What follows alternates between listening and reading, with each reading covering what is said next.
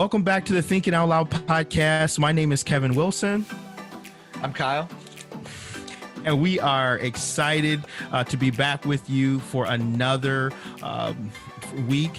We're just coming off of some great podcasts that we've had in the past few weeks and just have some good feedback from you guys. And so we're really excited to be back with you for another week.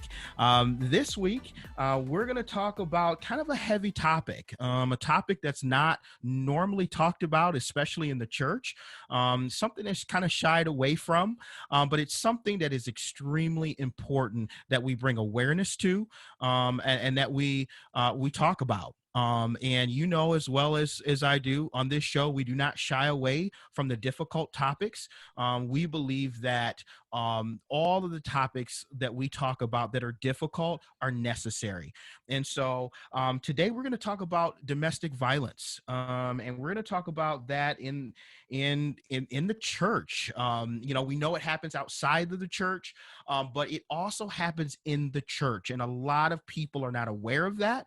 I don't think that they realize it is as prevalent as it is, and it's something that our men and women, they need a voice. And this is predominantly, it is women who are suffering this, but men also, they have women who are abusing them as well. But today we're going to talk predominantly about the women who suffer in this area. And so it's super important. And we always say that when we're not a complete expert at something, even though we're both pastors and we have counseled people in these areas, we wanted to bring on an expert, somebody who's been through it, someone who's an advocate for other people to have a voice. And so today, we have Doris Rivera-Black. She's a speaker. She's an advocate. She's an author. Her book, Clothed in Strength, you're definitely going to want to pick that book up. And she talks about her story in that book. And she has an incredible story. And you're going to hear that story today. You may have seen her on Oprah and a lot of other places where she has shared her story. But we have Doris on the show today. Doris, thanks for coming on to the Thinking Out Loud podcast. Thank you both for having me. I appreciate it. Yeah, absolutely. And so, let's talk and let's jump right into this domestic violence. And when you were younger, I'm sure you heard of domestic violence when you were in maybe high school or something like that. But what was your sense? I mean, did you really understand that term or really understand how prevalent it was in our society? That's a great question. I actually did not understand a whole lot about domestic violence growing up. In my mind growing up, I thought domestic violence meant physical violence. I thought it meant, if a spouse hurt another spouse, by slapping, hitting, punching, roughing them up, that to me was domestic violence. I never knew that it included any other things such as emotional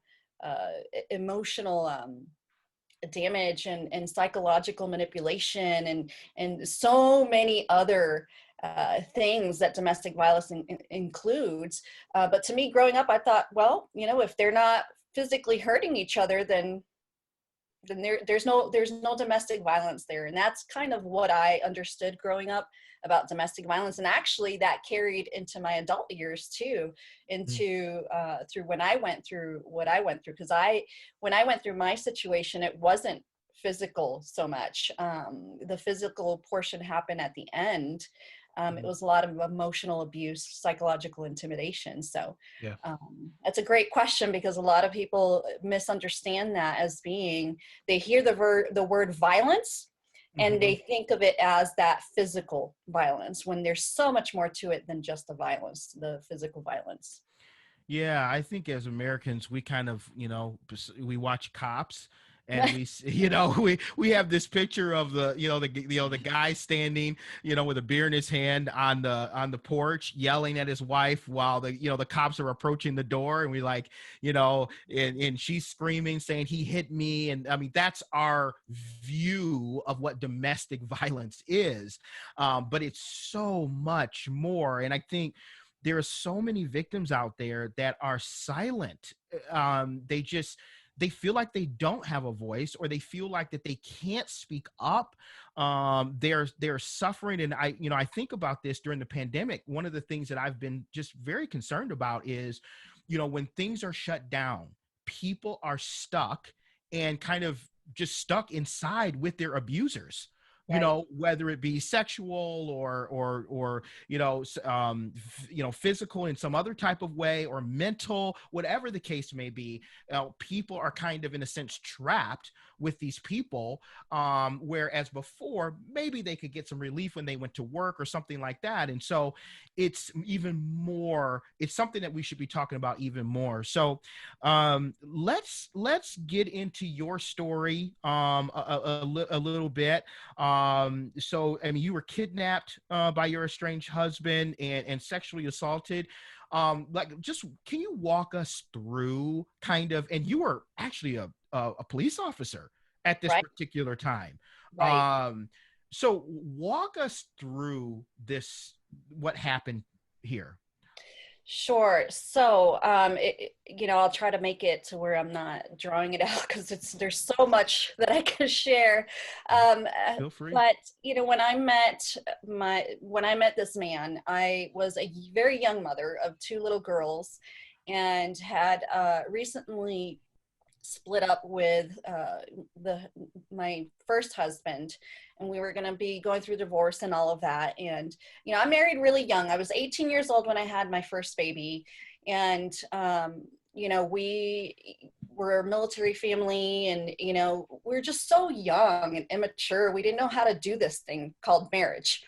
And but I remember, because I grew up very Catholic, and I remember being told, you don't divorce. You just don't divorce. This is something you don't do. It is a sin if you divorce. And there's a lot of shame that was taught to me growing up, not purposefully, because I love my mom and dad. They meant the best for me. However, there was a lot of sort of this shame and guilt type of religion that was taught to me. And so already when this marriage failed, my girls' dad and I split up, and we kind of gave up. This was sort of a layer of shame that I had. And so here I am. I was very insecure growing up. I did experience, unfortunately, some sexual abuse as a child by a very trusted family member who's no longer here with us. So there was a lot of emotional baggage, I guess, that I did not confront as a child. I didn't confront it even as a young adult. It didn't surface until later, until I was in this abusive relationship. And so I was left shamed. I was left feeling like, what is wrong with me? Why can't I make life work? And then here comes Mr. Charming.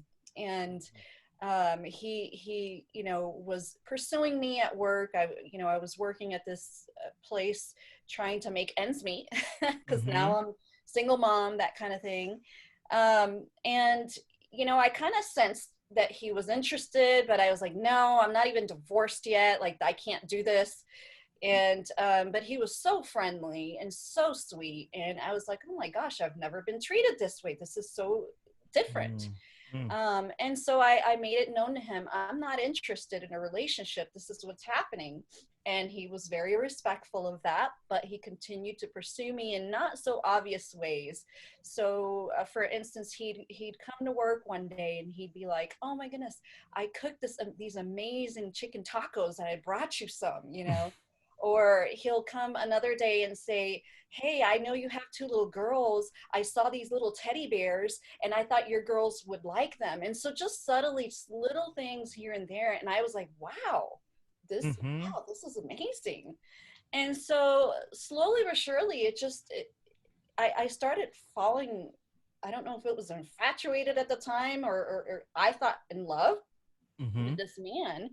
And he was just the kindest, sweetest man that I'd ever met. And so Mm-hmm. we started actually talking more, and it turned into a relationship. So that relationship quickly, it went fast, and I kept, I remember him telling me, "You're gonna be my wife one day. You're gonna be my wife one day." And I was like, "Well, we'll see what happens," that kind of thing. And sure enough, just short of a year, after divorcing and all of that, just short of a year. And just to make it clear, I was not following the Lord on any of this at the time. Actually, at this point in my life, I had distanced myself from the Lord. It had been something that I kind of put away.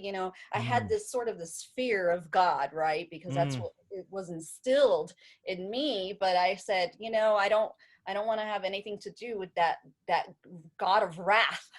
So Right. I kind of just tucked him away on a shelf somewhere and just didn't have a relationship with God at the time. So I just wanted to make that clear. Not that those of us that are Christians are perfect and make Right. decisions anyways, but just wanted to make that clear. So we ended up getting into this relationship. He was so wonderful. He was wonderful to my girls. He was wonderful to me. He treated me like I say porcelain doll. Like, he was so Oh. tender and sweet with me. And, I fell in love. I fell in love, and we ended up getting married. And like I said, just short of a year, we get married, and things began to kind of subtly change. Little things here and there that just did not make sense, but I couldn't quite put my finger on it. Um, Sometimes we go through things, and it's those things that make you go, Mm. right? I think we've Mm. all experienced that. Sure. And but you can't quite you can't explain it away. And so those are the feelings I was getting. And there was things that were inconsistent with the stories he would tell me about his ex-wife and his ex-girlfriends, and his situation with like with work. And um he was in the Marines, and there was just so many inconsistencies, but I couldn't quite put them together. And in my mind, I was thinking, well, no, he's great. Like, why am I so worried? He treats me well. He helps around the house. He helps, he cooks, he cleans, he does all these wonderful things, right? Mm-hmm. um and so I thought this was the perfect relationship. And so one thing to note is, I grew up in a Puerto Rican family, Mm-hmm. and which I love the culture. But in the Puerto Rican culture, uh, it's very common to where the husband makes most of the decisions, and it's not abuse. I want to clarify that it's a cultural thing, right? Mm-hmm. My Mm-hmm. mom was perfectly fine with it. She never had an issue. She was the one that cooked and cleaned and all that. My dad would work, and he kind of made the decisions, and it was more of a cultural thing. It wasn't an abusive situation. But I remember growing up thinking, that's not going to happen in my marriage when I get older. Right. My husband's gonna help me clean. My husband's gonna help. That kind of like feistiness growing up. And Sure. so when I was in this relationship with this man, he did those things. He helped Mm. me cook. He helped me clean. He put in work around the house. We both worked. He helped take care of the kids. And so I was like, this is perfect, Mm. right? Mm. Um, but little did I know that was kind of part of his facade, right? Because something that a lot of people don't realize is that abusers, especially when it's an abuser that is narcissistic, that kind of has sociopathic tendencies, they're very strategic, right? Mm-hmm. They're very intentional. And so there's a grooming process that happens, sort of like a sexual abuser when they Mm-hmm. abuse a child or someone in a position of trust. There's a grooming phase where Mm. they want that person to trust them, where they want that person to think of them as their world. And this is exactly what he was doing in this relationship. And it was very strategic. So when I finally started seeing some major signs of, hey, this is not okay, this can't be okay, this isn't healthy, why am I feeling this way, why am I feeling so broken, what is going on? I was in love with him, and I didn't want to break off this marriage. I had already failed in my mind at that first marriage. And I thought, I cannot have a second marriage. My family's going to think I'm a failure. I can't do this. So I tried so hard to keep this marriage together. But unfortunately, when you're in an abusive relationship, when somebody is literally trying to control everything about this marriage in a manipulative way, in a kind of an evil way sometimes, it's difficult to correct that marriage. It's difficult to heal that marriage unless that person doing the abuse can actually take responsibility for that and say, I need help. If they can take responsibility, true responsibility, and say, yes, I have a problem, I need help, there's going to be little or no change in that marriage. So things began to, surface, more lies about his past. I would catch him in lies. I would catch him in all kinds of just inconsistencies. And then he began to subtly want to control things that I would do. So for instance, at the time, this is before I met him, before I became a law enforcement officer. I told him I wanted to be, apply to become a cop. And it was something that I'd wanted to do as a child. And he wasn't so happy about that. And he tried to put in any excuse, every excuse is why it wouldn't work for me. And I said, I'm sorry, because this is what a lot of people also misunderstand is usually, it's not always the victim in these cases isn't always somebody who's passive and just, oh, poor me situation. I was extremely feisty. I was very strong-willed.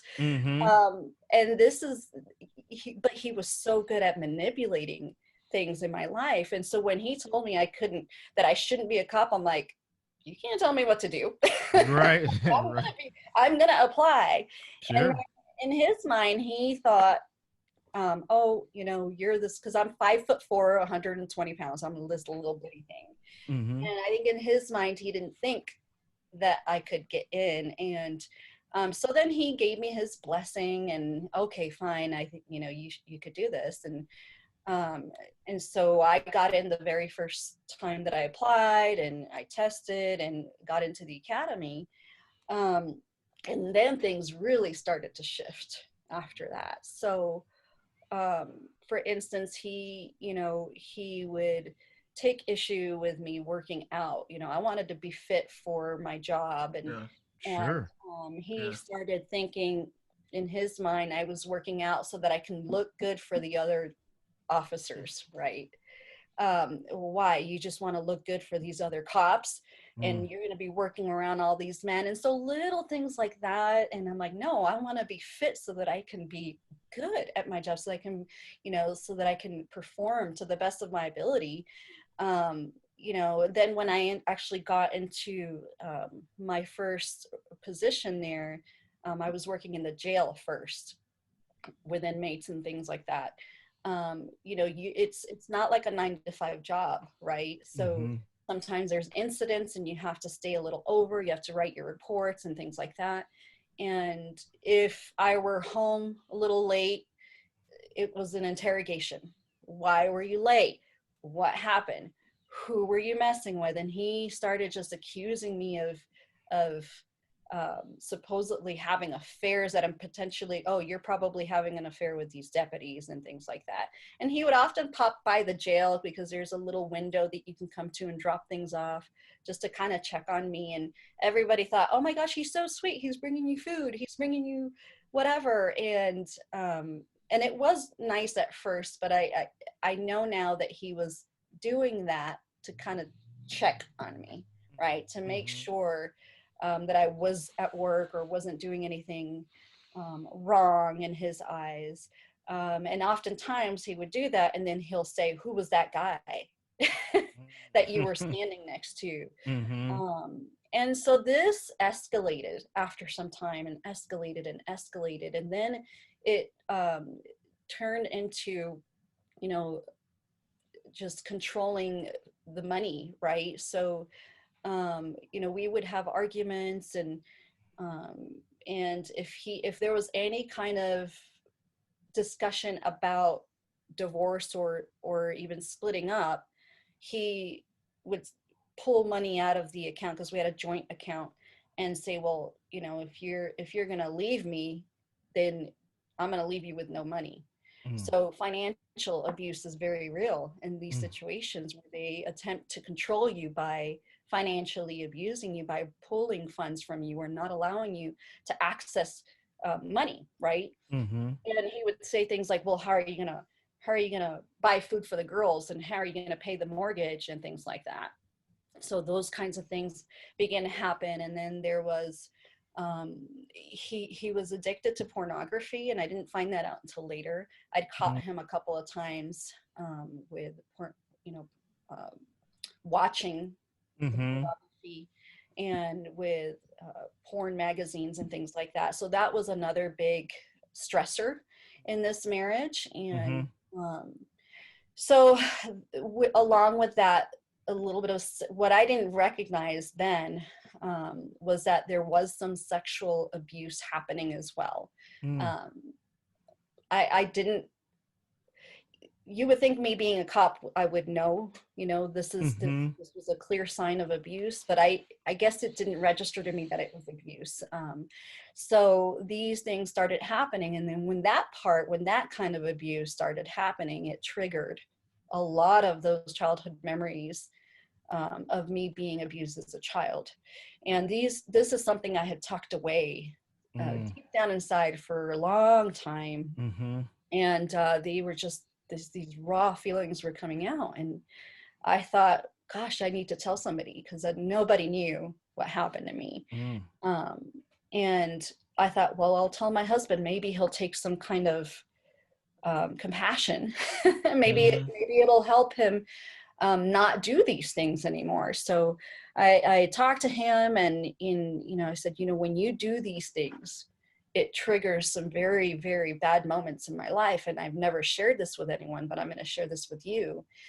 And it was pretty interesting, because when I shared this with him, I'm in tears.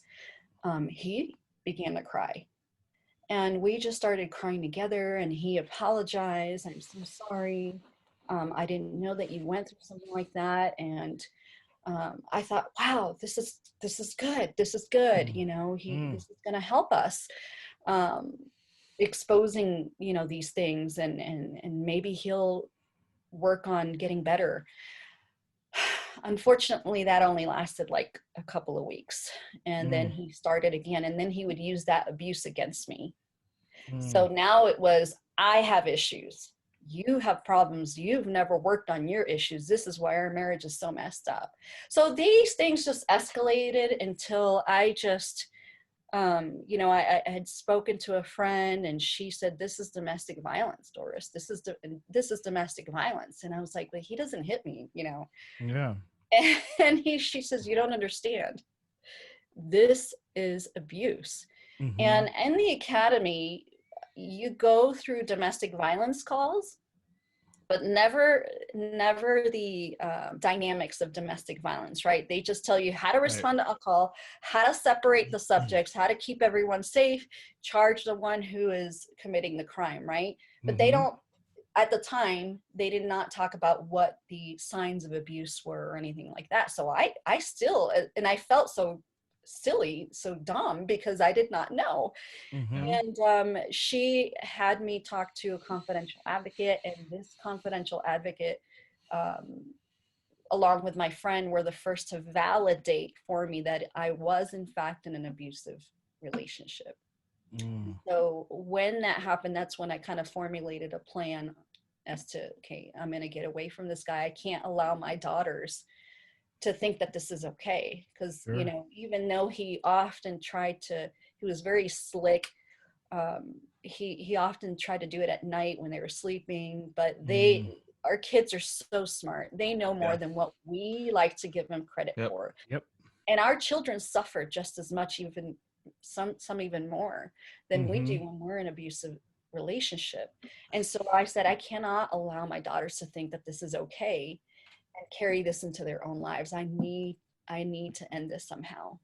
And Mm-hmm. so that's when I went into um, trying to escape him, which was a really difficult thing that almost ended in my life being taken. But I'm grateful for that, because um, I don't know what would have happened if I had not gotten away at all. So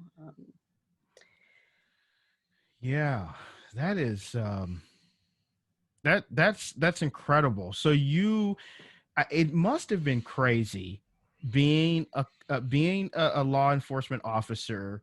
You know, like you said, you weren't some like meek, mild, shy woman. I mean, you were tenacious. You were, you went after this career that, a lot of women wouldn't go after because they frankly probably would be scared. Like, why would I be a cop? There's a bunch of big bad guys out there, but you like went headfirst into a career that had to be crazy. I assume in your mind being a tough cop, mhm. but also realizing, hey, I'm going home to somebody who's completely controlling me. During the day, I'm controlling, like I am on patrol, making sure people are under control. But at home, I don't feel like I'm in control. That must have been crazy.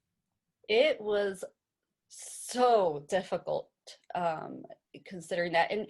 And I think that part of why I didn't speak up earlier was due to that, because I thought, wow, if I share that this is going on in my own home, what kind of cop does that make me?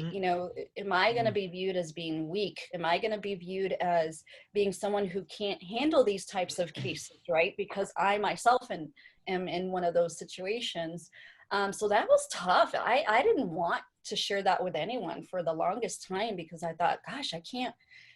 What if what if it ruins my career? Mm-hmm. And so yeah, and it's so funny that you say that, because um, when I would put on my uniform, it was pretty empowering, right? It Mm-hmm. was empowering. It was something, like you said, that I felt like I can control. This was, wow, I feel so empowered putting on this uniform. But then behind that badge, it was the real me at home, where I had insecurities, I had baggage, emotional junk that I'd never dealt with. Um, and I was being controlled at home by my husband. So that was extremely difficult for me to overcome. Um, I think I kind of, after he started doing some things that were pretty obvious to a lot of people that I worked with, I said, I have to say something, because he would call me nonstop. And if I wouldn't answer, he would just continue to call, continue to call, continue to call, continue to call, and he would leave an angry message. Why aren't you calling me back?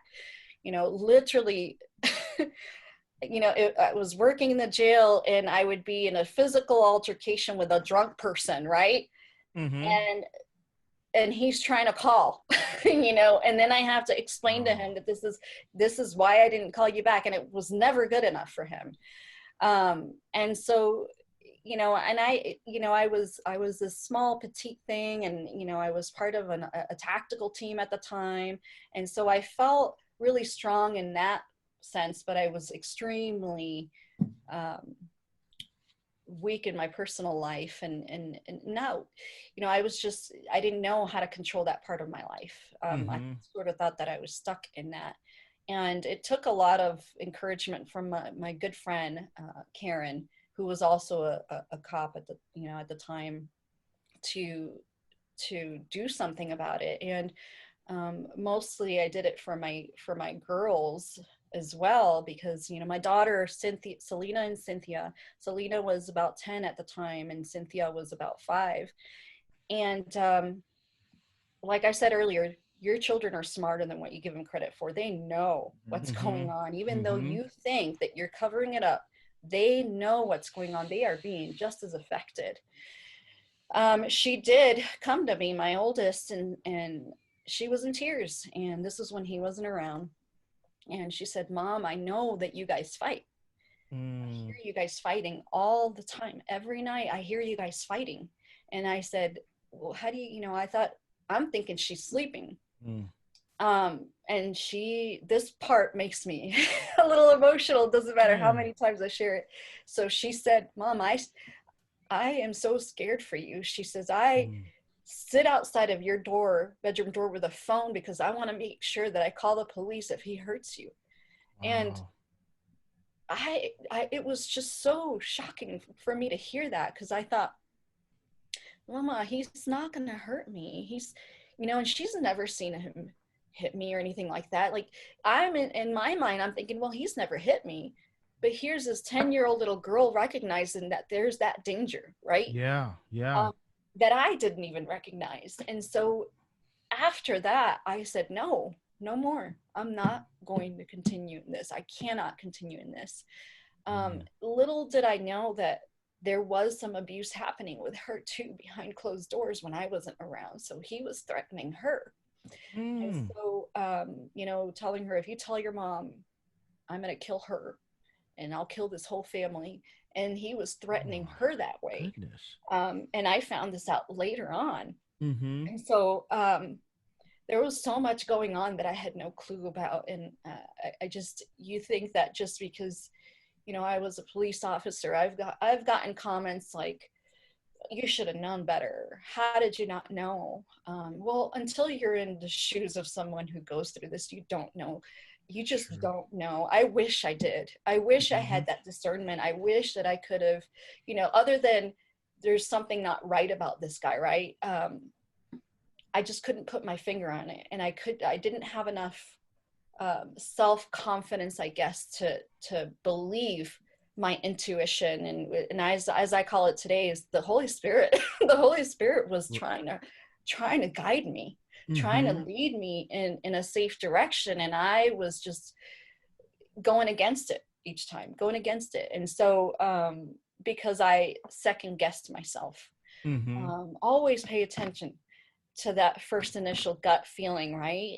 What I call now is the Holy Spirit just trying to give you that discernment that this person isn't safe, because I had those feelings. I felt it. I just couldn't explain it away. And so I wish I had paid attention to that. So, but when I finally did separate from him, we had separated a few times here and there. He would go and stay at his mom's house when we'd have these fights. So it happened often. I'd always take him back. But this time, after I found some more pornography stuff, I told him, "I can't do this." He cried, and "I'm so sorry. I know I have a problem," that kind of thing. And I said, "Well, I need you to leave. I need a break." But I knew that I wasn't gonna take him back this time. He did not know that, because it happened so often.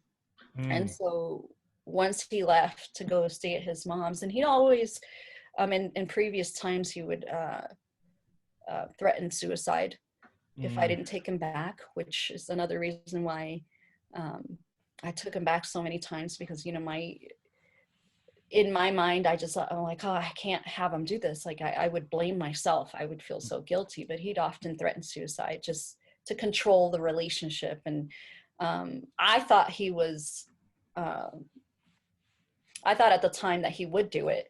I do know now it was a manipulation tactic. But this time around, I was like, no.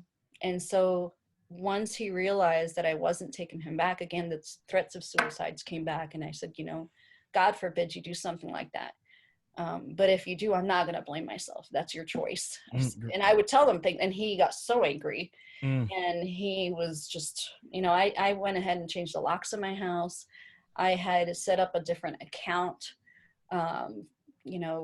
bank account. I did all of these things to prepare me for this moment. I told my supervisors what was happening because now he was threatening my job, saying that he would lie so that I can get fired. So he hacked into my email accounts for work, trying to get me in trouble. All kinds of things that he did. There's so much that I can share, but it would be all day. Yeah, right. Sure. And then after he realized he couldn't come back and that I had changed locks and things like that, because he did try to come back, he just started stalking me and threatening me even more. And I had to get a restraining order after that. And this was the second time I attempted to get a restraining order. The first time I was denied because there was no physical abuse or outright threats. But this time the magistrate did grant me one, and didn't hear from him for about a week. And I thought, thank you, God. He's out of my life. But what I didn't realize is that he was planning this whole week what his next step would be. And so June 26, 2006, I came home from work, and it was about 10:30 at night, and I was on what they call light duty because I had a sprained ankle from a training incident. And so he knew all this. He had been stalking me. I don't know how he knew all of these things. He knew I wasn't wearing my wedding band. He knew all of these things. I have no idea how he knew it. And so I came home from work. I was in civilian attire because I was on light duty. Didn't have my weapon on me. But as I come to my home, I'm thinking, okay, I'm safe now. My mom had actually lived with me at the time. She would be in the basement, in the finished basement area of the house. And so she stayed with my girls, and I let her know, hey, just like the plan that we had, the escape plan that we had, I would call my mom when I would leave work, say, Mom, I'm on my way home, because I knew he had been stalking me. I knew he was threatening me. So Mom, I'm on my way home. Should take me about 15 minutes. I would do these things. I would change routes, everything you needed to do. He obviously knew where we lived because we lived together. So I got home, and I looked at the driveway. I was going to get onto the driveway, but unfortunately it was blocked. But in my mind, I'm like, I'm home. I'm safe. Sure. This is home. There was a big old trash can on my driveway, sitting in the middle of my driveway with the red letters ACE on it. And I'm thinking, whose trash can is that? And why is it in the middle of my driveway? So I went and parked on the opposite side, which is closer to a house that was vacant. Strategically, no, the windows didn't have a view of that space. And so as I exit my car to look at this trash can and why it's sitting on my driveway, I see him come up from underneath the steps in front of my house, because there's some little steps going up to the house. He was hiding underneath the steps because there was an opening. And he was just dressed in black with a baseball cap. And at first I didn't know who he was, but then instantly I knew it was him. Once I saw him kind of turn that silhouette, I just knew it. And I'm thinking, what are you doing? What do you think you're doing? You were in front of my house. What do you think you're going to do? And he grabbed my arm and he said, "You're coming with me." And I said, "No, I'm not." And I flung it back. I said, "I'm not going with you."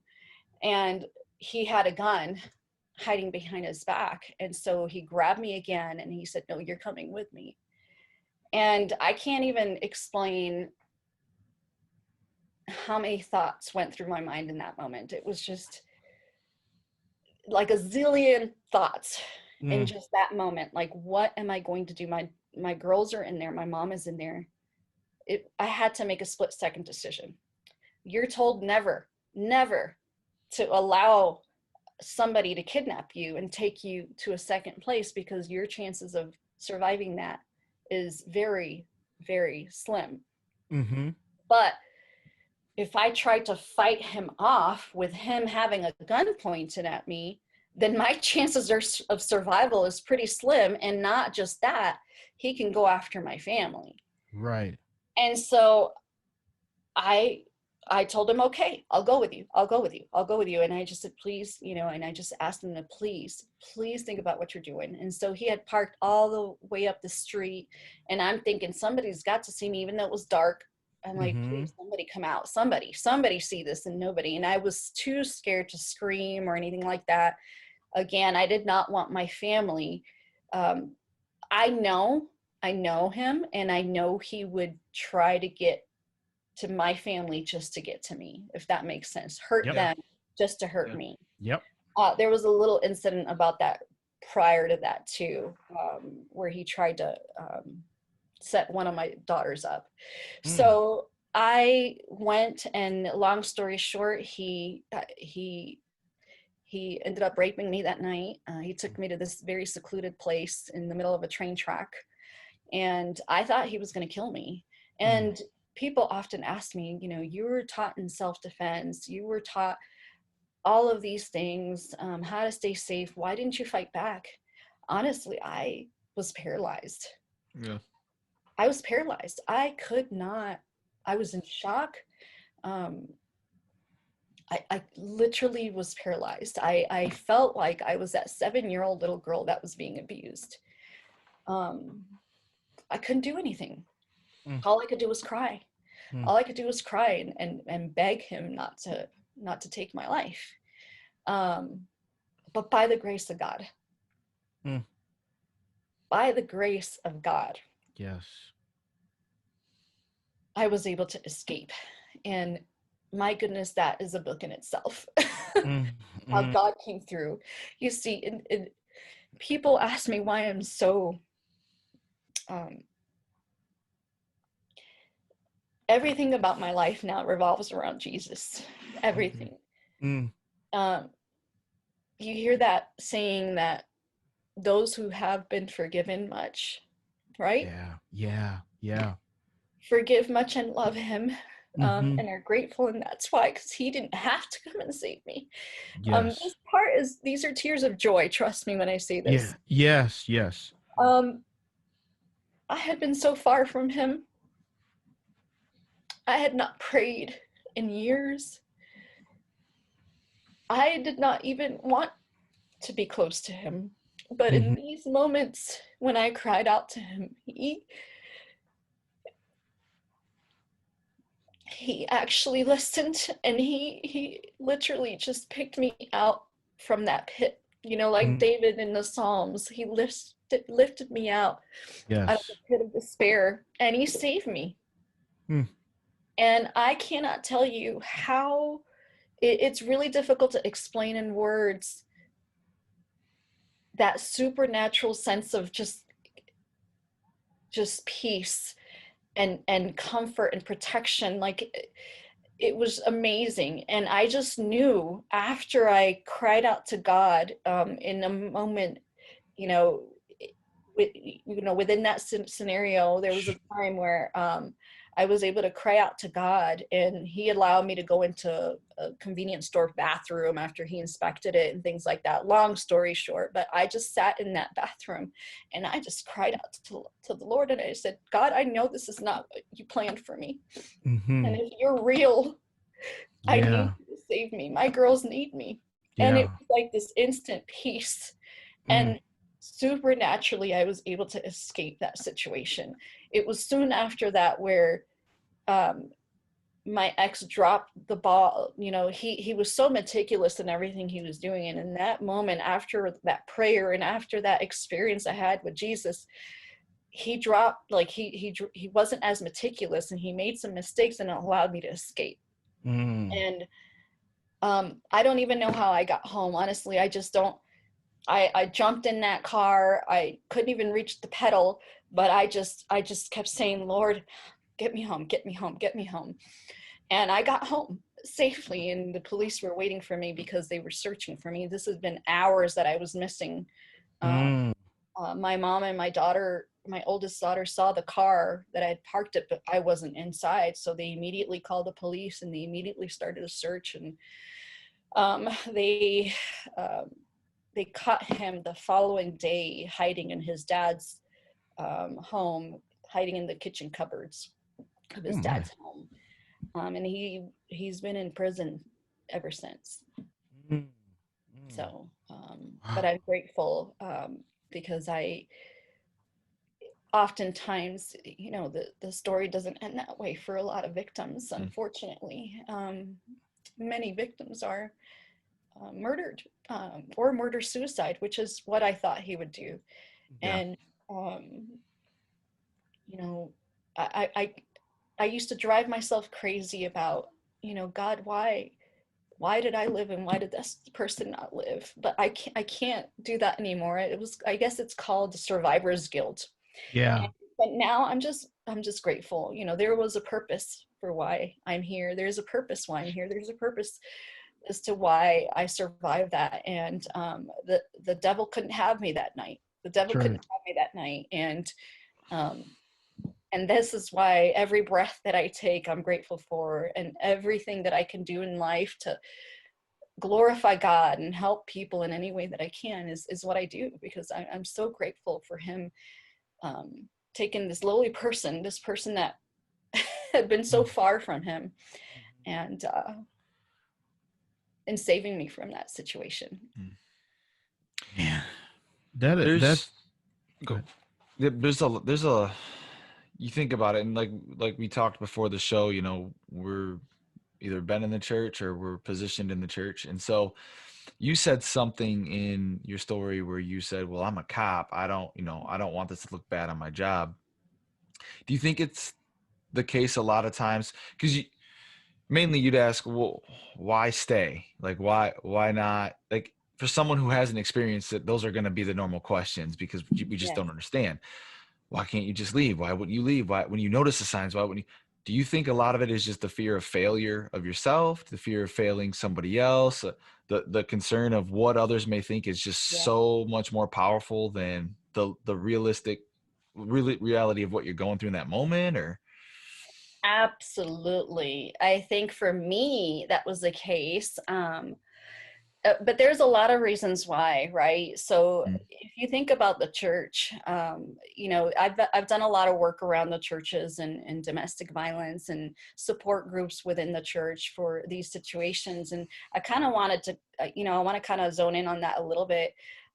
Within the church, the reasons that I've heard is, what is the church going to think of me? Well, they're mm, not going to believe me because he's a deacon, or they're not going to believe me because he's a pastor. He's very well respected in the church. These kinds of things are often um, uh, reasons, or what, you know, they're just going to tell me I need to pray more. They're just going to tell me I need to be more submissive. And maybe I'm not being submissive enough. Maybe I'm not being a good wife. But absolutely, the fact that as much as we say, oh, well, I don't care what people think, most of us do, especially yeah. when we have insecurities. We do care what others think. And, you know, the older you get, the less that is. But when you're in that situation, that is powerful, that, Mm, you know, and not in a good way. Um, but it does kind of keep you stuck in these situations where, you know, and of course within the church, you know, scriptures, you know, that God hates divorce and all of these things that are thrown at you. And you know, some, you know, in the church, you know, you don't want to go against God's word. And maybe some of these people in the church don't necessarily understand the context around some of these verses, right? Or Yeah.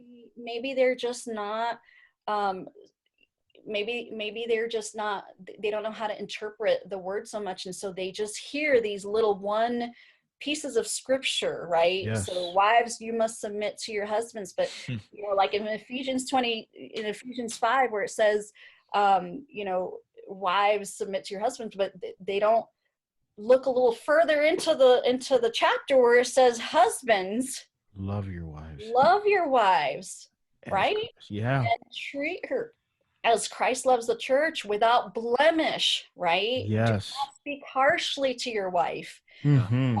Those are powerful verses. And so whenever I hear that piece about being submissive and all of these things, I say, okay, well, let's look a little further into that chapter and see what else it says, right?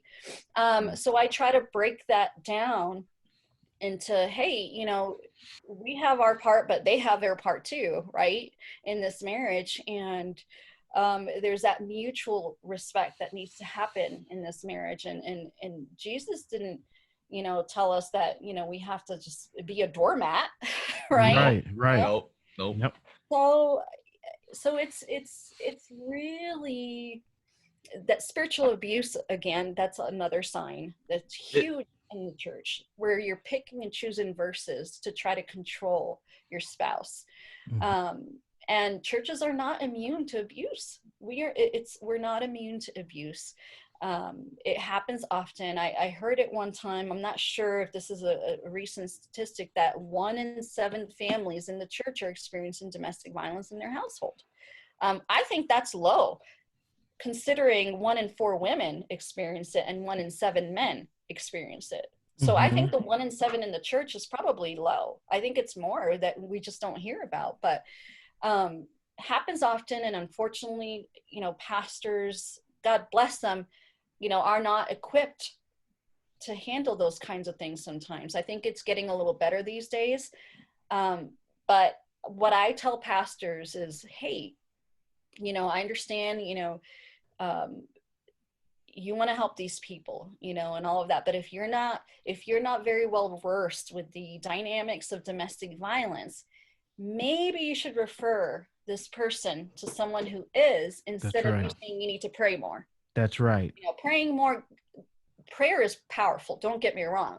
That's your first line of defense, right? Sure. Word is your first line of defense. But maybe say, okay, you know, along with this, we're going to connect you with someone who's a little bit more well-versed in this area, so that they can help you kind of,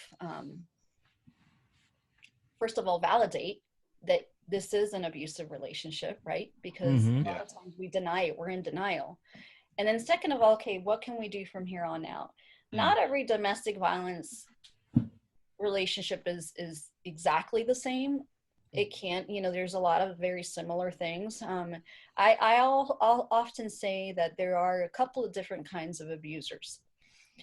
There are the kinds that maybe they grew up in that kind of lifestyle. That's what they know. That's how they've learned to treat their spouse. And so it's normal to them, right? It's kind of like, hey, this is just the way we do things. This is just the way I grew up. This is the way that marriages work, and cyclical, right? And at some point, you hope to break that cycle. And then there's the other category of abusers. And this category is, and forgive me for saying this, I don't want to scare people, but it's almost demonic. It's very, It's not almost, it is. exactly. It is. So and sometimes when I speak like that, people get a little freaked out, but No, the that's real. enemy has a huge play in this. Yes. Right? His whole purpose, the enemy's purpose, is to break up the family unit. I mean, that's his goal from the beginning of time. Yes. He wants to divide the woman and man. He wants to divide the family. That is his whole gold. This is how disaster happens in our world, right? It starts within the family unit. Yes. And so there's that second category that are just, it is demonic, and it's they're sociopaths, and it's not that they just grew up in it. It's Right. that they have like this goal to control, and There you go. they get off on it. It's so Yeah. weird.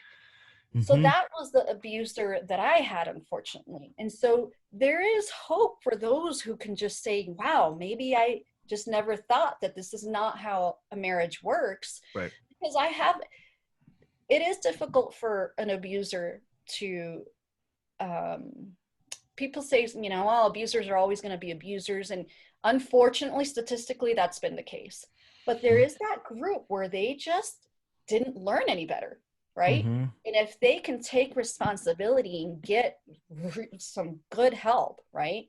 And really dig into, you know, um, therapeutic type of ways and spiritual type of ways to handle that, um, they can actually get out of that, right?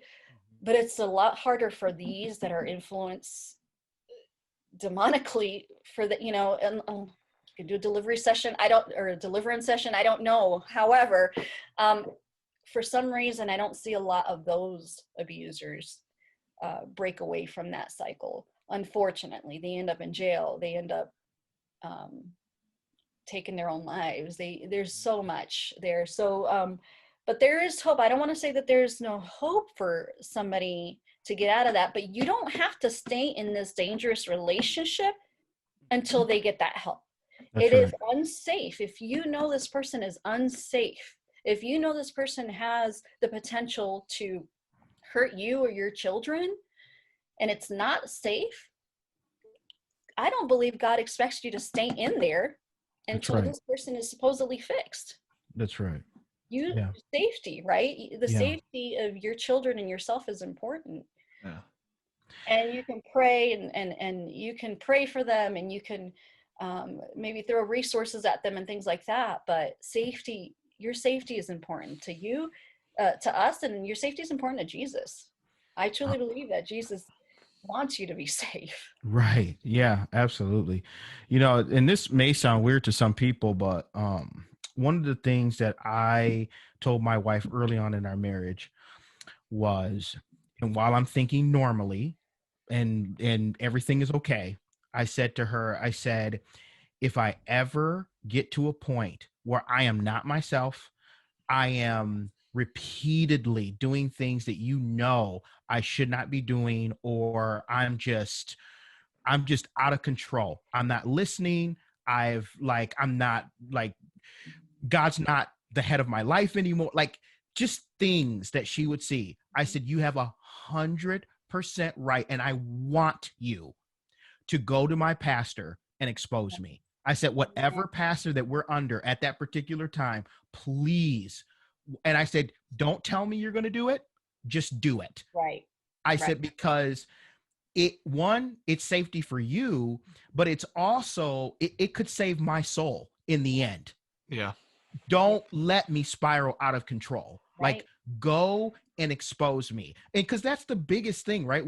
We don't want to be exposed, right? And obviously, and she knows I'm not saying every little thing I do, I'm not going to be perfect. Right. But when it's outside of who she knows that I should be, Yes. I, she needs to have the outlet to know, hey, and I told you to do it, so he could, if you go to him and I don't know it, and he approaches me, or whatever the case may be, whatever happens there, that's your outlet, because I don't want to ever get into a situation where you're in danger, which I don't think that would ever happen, obviously, but things happen with people. They say hurt people, and you talk about the things that are bottled up and things that you never thought, like all kinds of things, and you don't know what's going to happen in life and how you're going to react to things when they do happen. Right. And so, as a safety net, and I would just encourage other husbands to to maybe do something like that. I'm not, saying that that's the standard here. I'm just saying, be open, be honest, be vulnerable, and allow yourself to be exposed when things are not right. Because Right. at the end of the day, sin and evil festers in darkness. And Yes.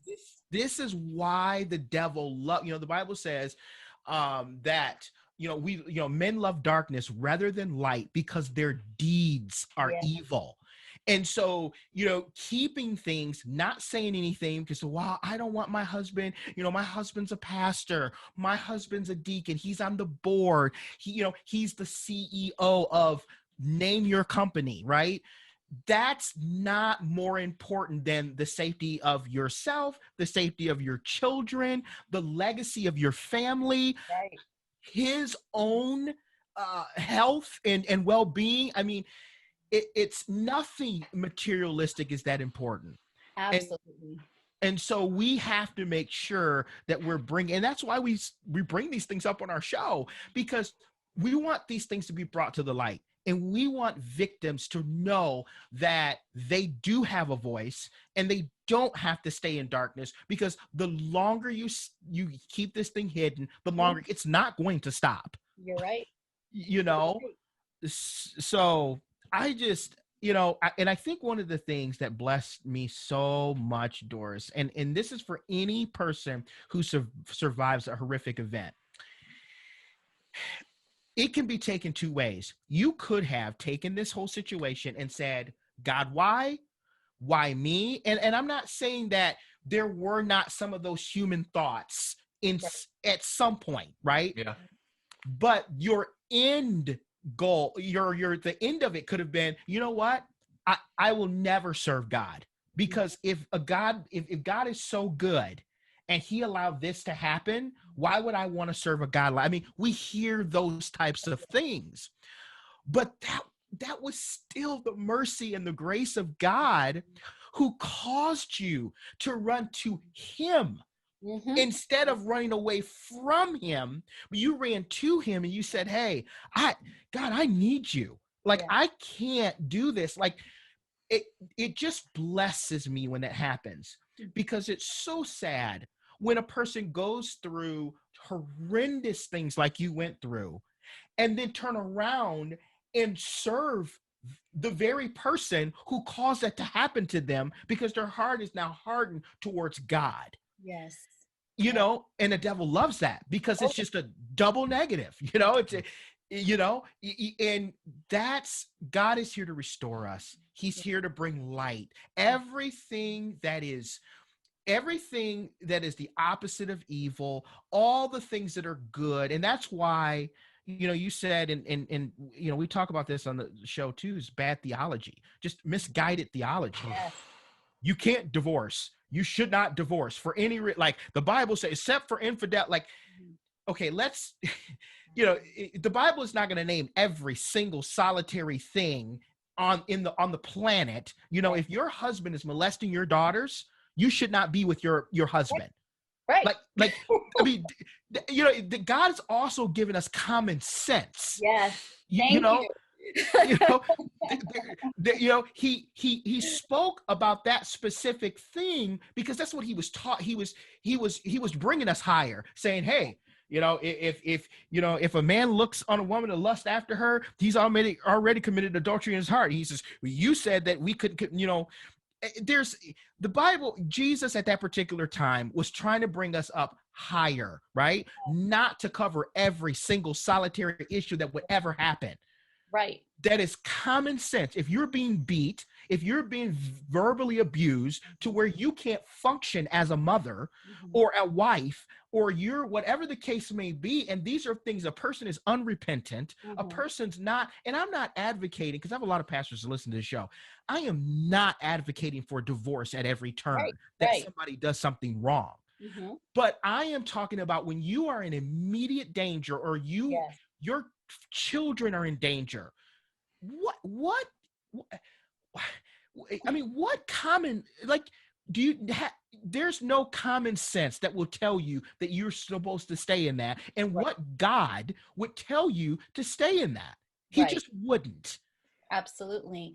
And I tell you, Kevin and Kyle, sadly, there was, I'm sure there's been more than one, but there was a time, and I don't remember how exact long ago, but there was a pastor who was counseling a wife who was in an abusive relationship, and he kind of convinced her to stay and pray for her husband. And the husband was a well-respected man in the church, wasn't a deacon or anything like that, but well, this went on for a long time, and she took this pastor's, and please don't say that, don't think that I'm saying that you shouldn't listen to your pastors. That's not what I'm saying. I'm talking about this specific issue when you're in a dangerous situation where it could potentially physical harm, right? Yeah. Or death, God forbid, which sometimes we don't think it would go that far, but trust me, it can. These situations can go that far. My situation was emotional and psychological abuse. He never laid a hand on me, and he took it as far as almost killing me. So it can happen if it's a situation that bad. But this woman was told by her pastor not to leave, and sadly, tragically, she ended up being killed by her husband. So please be careful when you counsel people who are in these situations. Safety, safety, safety first. The safety of those children and that person in that situation. I know that I believe that Jesus would put your safety above anything else in these situations. And so just keep that in mind. If you're not equipped to counsel these people or point them in the right direction, if they're in these abusive relationships, maybe you're like, I don't know how to, I'm a pastor, I know how to pastor, I know how to counsel, but this is out of my expertise, or this is out of my comfort zone. It's okay to refer these people out to somebody who knows how to handle that situation, who knows how to help these people. So just keep that in mind as you counsel the people of your church, and it's okay to talk about these things. Right. Like you said, Kevin, it's okay to expose this darkness. That's how you bring these things to light, and that's how you kind of defeat the enemy in these situations, is that you expose this stuff, right? And the more that we expose it, I think the more you'll see these things come to light, and less of it can happen within the church and in the community. So and you got to remember, if you are going through it, maybe you don't even know you're going through it, or maybe you may think you just listening to the story could be on the verge of abusing. A way out doesn't necessarily just mean escape. A way out could be help for both. And I know, we talk about Jesus. The Jesus I read about, he approached things, he did things through love. And it was love for both sides. There was never one person against the other or one section against the other. It was that there was a victim and there was a criminal, but both deserved love and they deserve a chance at it. And so I just feel like, especially in homes, I think, especially with the enemy, controlling the narrative is always going to be the number one key. If you can control the narrative, you can control the perspective. If you're someone who's being affected by somebody else controlling your narrative, that's a sign in itself. And if you're somebody who finds yourself trying to give excuse and trying to control the narrative so you don't look bad, that's a sign in itself. And so I think just out of this story, that's on the basis of anything. You don't know what the future is going to hold physically, emotionally, verbally, but what you do know is in the now, that if someone's controlling your narrative, or if you're trying to control someone's narrative, there's a reason for that. And there's toxicity all around that. So you need to get to the root of that. And if the root of that is separating yourself from that individual, whether it's for a period of time so that both of you can get help, because already at that point you've been wounded too as a victim, because you have been just controlled and lied to and manipulated. And manipulation is huge. I don't know that that's covered enough in any discussion when it comes to abuse. But if you are someone who manipulates, you're abusing somebody. And if you're somebody who's been manipulated, you change the way you live out of that manipulation. Right. And I've been on both sides of that. And it's a shame to say that I've manipulated a situation out of shame, whether it's an argument or disagreement or trying to make an excuse to something. It's still abuse. It's still gonna leave damage in some sort of way, and you've got to right that wrong. So I think out of this story, what I've taken out of is we can recognize it right off the bat when someone's trying to control a narrative. I mean, from the beginning of time, Satan did it. Okay. He literally tried to control the narrative of what God was saying to his creation. Yes. And so it's evil. And that's why I said it's demonic, because it's evil. I mean, there's agendas and there are plans, and we don't necessarily wrestle all the time against flesh and blood. And the Bible's very clear about that. But there's principalities, there's rulers of darkness of this air. And you hit it on the head when you talked about the unity of the home. And we could go on for hours about even now what this nation is facing in the unity of the home. And we'll do that eventually on this show. But Satan knows, and the enemy knows, is if he can go after the identity of the home, it is so much easier to go after personal, individual identities after that. And so I think you hit it on the head perfectly with that. And so if you're listening, take note. We're not saying, listen, don't go home and be like my husband or my wife, I need to get a list down of what they're doing. But listening to this, because it's triggered some things. And so just be aware and be vigilant in knowing that it's out of love that you want help for yourself, but you want help for the other person. And don't deny it. Like, because the first reaction when you feel like this could be your spouse, or you feel like you're the person, the first reaction is going to be to deny it. No. I'm just taking this too serious. I'm in my emotions. Whatever the case may be. Please, as Doris said, you have a gut feel, like you and which we now know, if you're listening to us, you're a Christian, is the Holy Spirit. Right. I can't tell you how many times people ask me, well, Kevin, how do you hear from the Spirit of God? What does that sound like? And I always say he uses your own five senses. Like it's not some outside mystical thing that happens. So when you have this gut feeling like, oh my gosh, that's me, or oh, that's my husband, like whatever that feels like, right? He's going to use your five senses to speak to you. And, you've got to pay attention to that. And I know it's hard. I know it's embarrassing. I know it's, all of these things, but you can't let all of those things come in and block you from getting help. So if you're listening, please just don't excuse it anymore. Get help. And some of the common things, and we're getting ready to wrap up here, because I want to be respectful of Doris's time today. But is some of the things is, if I would just submit, this would stop. Horrible way to think. My husband's in ministry. We talked about that, and I don't want him to lose his job. This really doesn't happen in Christians' homes. I haven't really heard of this happening to anybody else in my church, so this just must be I must be wrong or weird, or something's wrong with me. Or just internalizing it and feeling like it's your fault. Like you feel like, well, but if I was a better wife, if I could just cook better, if I was a better mother, if I would just have had that career that he wanted me to have, or if I would just quit my job, or if, like, whatever the demands are or the manipulation is, none of that's true. You have to understand, none of that is true. What's true is your husband should be treating you as Christ loved the church, especially if you're a Christian. That's plain in the Bible. So if that's not happening, we're all gonna fall, we're all gonna make mistakes, we're not all gonna be perfect, right? That's not what we're saying. Right. But if it's outside the pale, you're being manipulated all the time. He's constantly at, where are you going? What's going on? He can't trust you.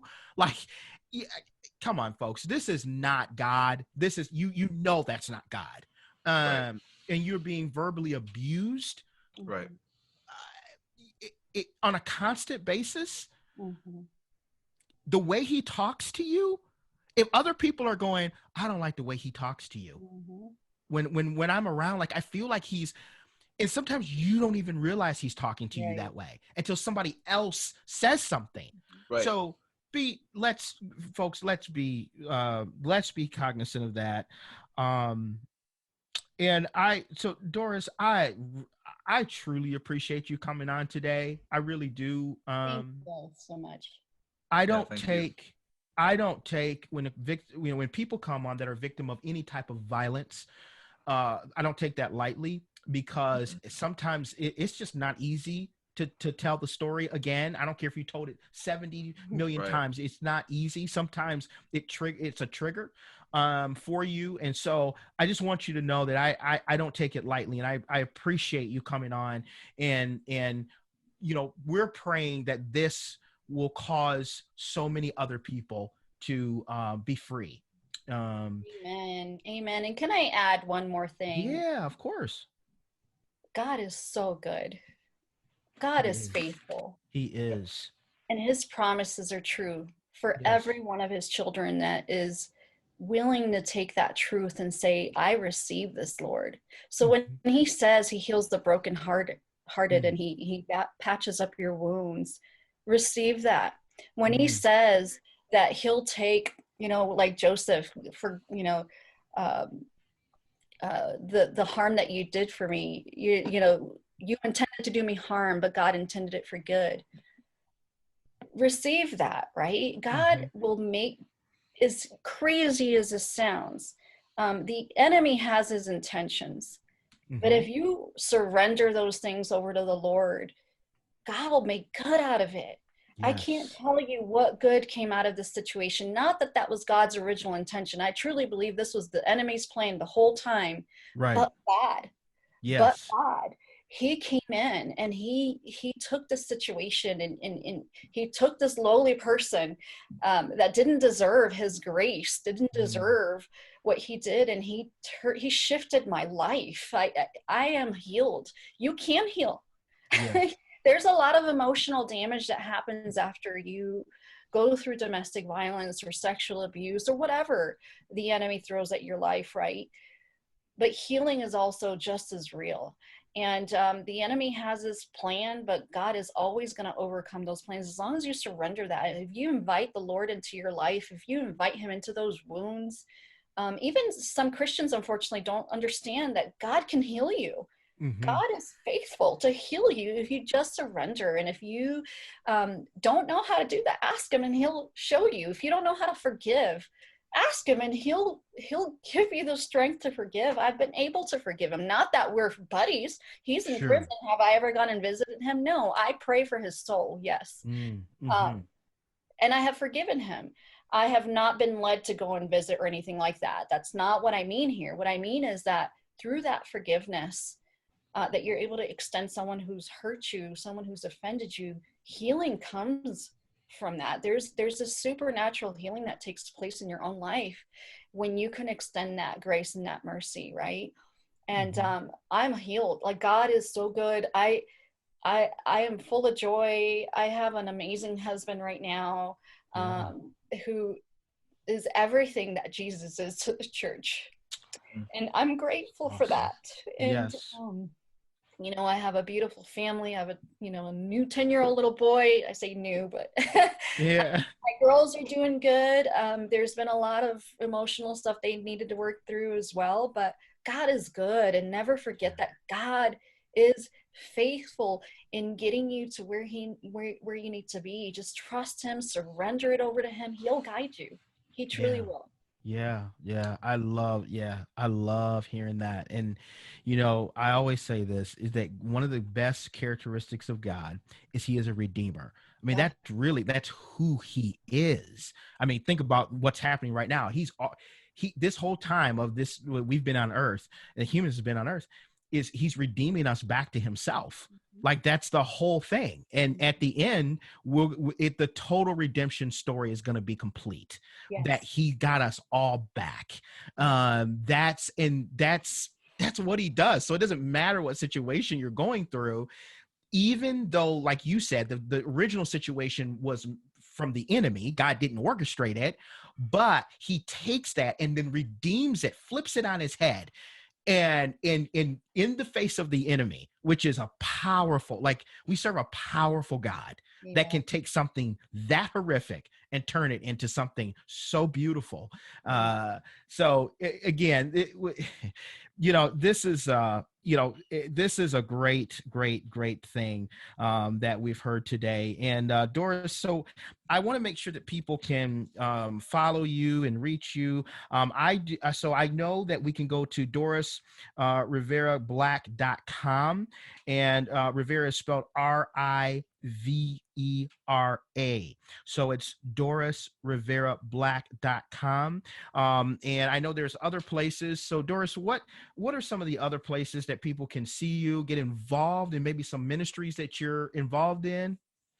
Sure. So I actually have been terrible at this last year with COVID and all that. I'm a realtor here in Colorado Springs, Colorado. So I've been so busy with real estate that I have kind of neglected my Facebook pages and my social media stuff. But I'd like to get that going again. But you can find me on Facebook if you just type in my name. I'll be on there. My speaker page is on there. There's a lot of great organizations that you can follow. I was recently, I'm not part of it anymore because I've been so busy, but I was recently part of Break Silence Against Domestic Violence.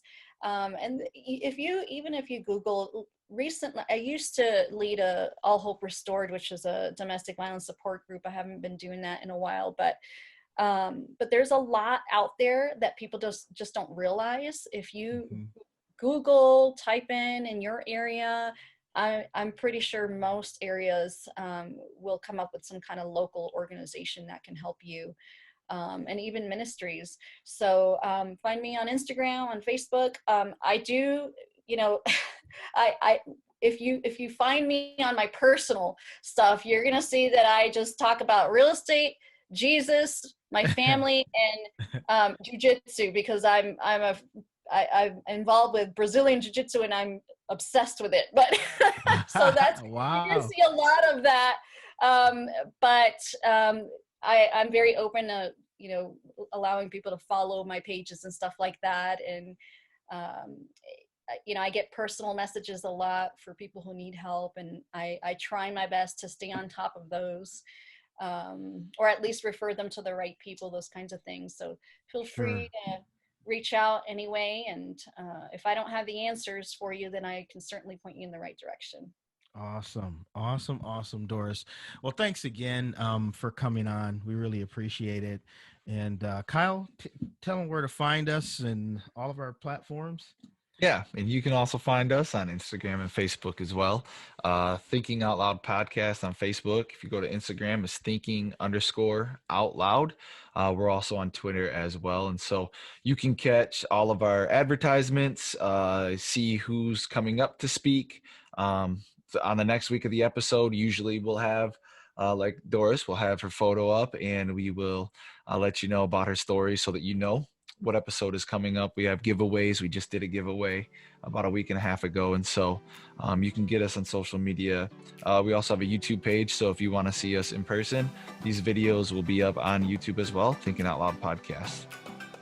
Yeah, absolutely. And tell your friends. We're on every platform pretty much for podcasts. So Apple Podcasts, Google Podcasts, Stitcher, iHeartRadio, everywhere you consume podcasts. So we are super excited that you joined us again for another week. God bless you guys, and we will talk to you next week.